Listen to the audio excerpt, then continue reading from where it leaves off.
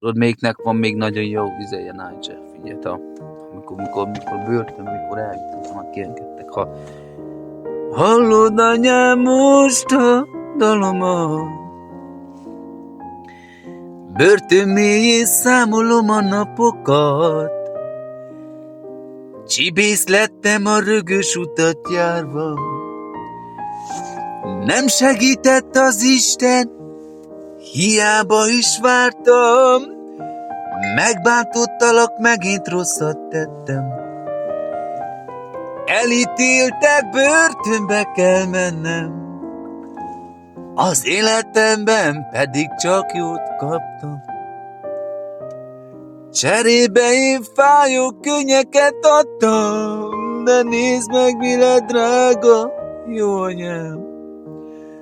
De ül egy galamba börtön ablakán, elküldeném hozzád, vele üzenem, hogy hazatérek majd egy reggelen, és mondja Nigel azt, hogy ide nem vagyok én rosszabb, mint a többi. Ide anyám, nem akartam rosszat tenni. Fáradt lábam megbotlott a járdán, de bárhogy is lesz, tudom, mindig vársz rám.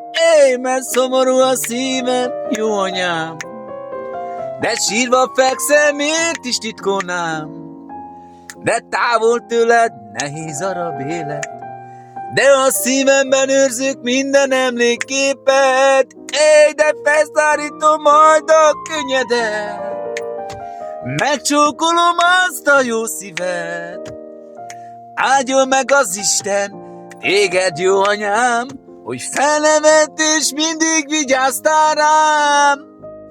Most dalba mondom el a bánatom, kérdésemre senki nem felel, hogy mikor leszek, uram, megint boldog. A rabbi lincset mondd, meddig hordom.